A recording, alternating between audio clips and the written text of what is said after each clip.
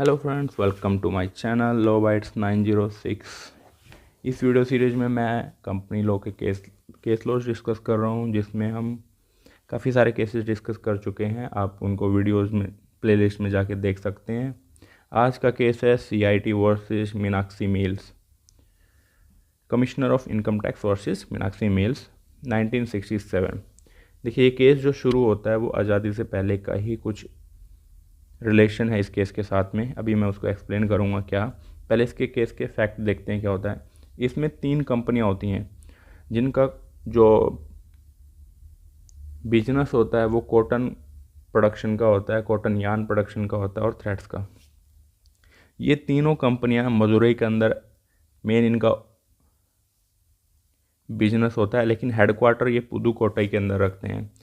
देखो, आज़ादी से पहले 2 तरीके की टेरिटरीज थी इंडिया के अंदर। एक वो जो डायरेक्टली गवर्न की जाती थी ब्रिटिशर्स के द्वारा, तो उनको ब्रिटिश इंडिया बोला जाता था। और दूसरे वो जो गवर्न तो की जाती थी जो नेटिव स्टेट्स था उनके द्वारा, लेकिन सुजरनेटी के अंदर होते थे वो किसकी, ब्रिटिशर्स की। तो पुदुकोट्टई एक नेटिव स्टेट था और मदुरई जो था वो ब्रिटिश इंडिया के अंदर आता था। और उस टाइम पे जो ब्रिटिश इंडिया था वो इनकम टैक्स एक्ट के अंदर आता था। तो अगर वहाँ पे कोई भी आपकी इनकम हो रही है तो आपको उसके ऊपर इनकम टैक्स देना होता था, लेकिन पुदुकोट्टई में ऐसा नहीं था। तो इन्होंने अपनी कंपनी, जो तीनों कंपनियां हैं, उनका हेडक्वार्टर जो है वो कहाँ पे रखा, पुदुकोट्टई के अंदर। क्योंकि जहाँ पे कंपनी का हेडक्वार्टर होता है वो वहीं की रेसिडेंट मानी जाती है और वहाँ का ही लॉज उसके ऊपर लागू होते हैं इनकम टैक्स के रिगार्डिंग। तो क्योंकि उनका हेडक्वार्टर पुदुकोट्टई में था और उनको टैक्स नहीं देना था। अब एक बैंक होता है मदुरई बैंक लिमिटेड, जिसकी एक ब्रांच मदुरई में होती है और मेन हेडक्वार्टर उसका पुदुकोट्टई में होता है। अब इनके अंदर रिलेशन क्या है, कॉमन रिलेशन क्या है, क्योंकि एक जो जो डायरेक्टर्स है कंपनीज के और जो डायरेक्टर है बैंक का, उनमें एक मेंबर कॉमन है, त्यागराजा चेतियार। त्यागराजा चेतियार जी जो हैं वो कॉमन मेंबर हैं तीनों कंपनी के डायरेक्टर्स में और मदुरई बैंक जो है उसके डायरेक्टर्स में। तो कंपनियां क्या करती हैं, टैक्स से बचने के लिए जो जो भी इनकी इनकम होती है वो मदुरई बैंक के ब्रांच में डिपॉजिट कर देती हैं और एज ए लोन वही और उससे ज़्यादा अमाउंट FD के तौर पे वो जमा करती हैं मदुरई ब्रांच के अंदर। सॉरी, जो पुदुकोट्टई ब्रांच है मदुरई बैंक की, उसकी FD के तौर पे वहाँ पे अपनी जो सारी इनकम है वो डिपॉजिट करते हैं।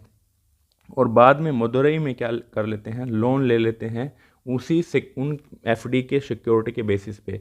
और जितना वो FD में अमाउंट रखते हैं उससे कहीं ज़्यादा वो लोन की अमाउंट अवेल करते हैं, क्योंकि उनका एक सेटलमेंट रहता है। क्योंकि एक मेंबर जो है त्यागराजा चेतियार जो है वो एक कॉमन डायरेक्टर हैं, तो वो कंपनी को फेवर करते हैं। तो इनकम टैक्स अथॉरिटीज़ का ये कहना था कि क्योंकि ये जो सारा का सारा अरेंजमेंट किया गया है वो टैक्स इवेजन के लिए किया गया है और इनके जो एरियर्स बचते हैं अभी तक का टैक्स का, उनको पे करना है टैक्स। कंपनियों का ये कहना था कि बैंक एक अलग एंटिटी है, अलग सेपरेट लीगल एंटिटी है, और ये तीनों कंपनियां जो हैं वो अलग सेपरेट लीगल एंटिटीज़ हैं।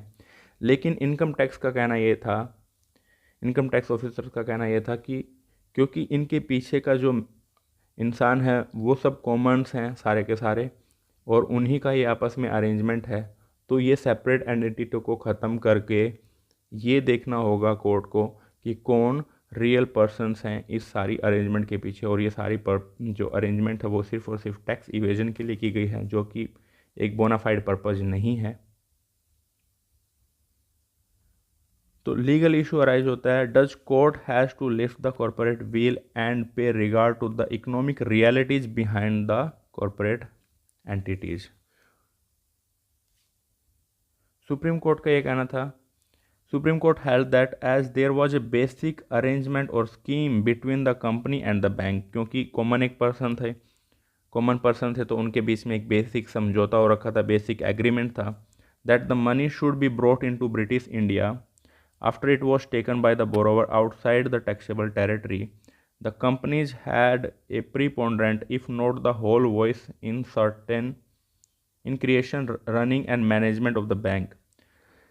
तो कोर्ट का ये कहना था कि एक पार्टिसिपेशन था कंपनीज का बैंक की रनिंग मैनेजमेंट में, क्रिएशन में और उसको रन करने में, और वही सेम पर्सन जो थे वो कंपनीज को भी रन कर रहे थे। And that the Pudukkottai was neither a cotton producing area, ना तो पुदुकोट्टई कॉटन प्रोड्यूसिंग एरिया था, nor had it a market for cotton, ना ही वो कॉटन की मार्केट थी, and except that it was a non taxable territory there was nothing else to recommend the carrying on the cotton spinning और weaving business there. कोई भी एक company होगी वो कहाँ पे अपनी कंपनी को एस्टेब्लिश करेगी, या तो वहाँ पे उसको रॉ मटेरियल मिल रहा हो नज़दीक में, या फिर उसको मार्केट वहाँ पे मिल रही हो कि चलो मार्केट है यहाँ पे हम अपनी फैक्ट्री एस्टेब्लिश कर लेते हैं और यहाँ पे अपना प्रोडक्ट बेचेंगे। तो पुदुकोट्टई के अंदर ना तो कॉटन की मार्केट थी, ना ही कॉटन प्रोड्यूसिंग एरिया था वो कि वो अपनी कंपनियां वहाँ पे एस्टेब्लिश करें। सिर्फ और सिर्फ एक पर्पज़ क्या था पुदुकोट्टई में अपना एस्टेब्लिश करने का, कि वो टैक्सेबल टेरिटरी नहीं थी। और इस चीज़ से ये शो होता है कि उनका एक ये अरेंजमेंट था कंपनीज का और बैंक का कि टैक्स को इवेड करना है, टैक्स का इवेजन करना है। और ऐसे केसेस में कोर्ट क्या कर सकता है, जो कॉरपोरेट बिल होती है उसको हटा करके ये देख सकता है कि इकोनॉमिक रियलिटीज़ क्या हैं कंपनी की। आई होप आपको ये केस लो ज़रूर समझ में आया होगा। इसकी PDF आप मेरे टेलीग्राम चैनल से ले सकते हैं, lowites906।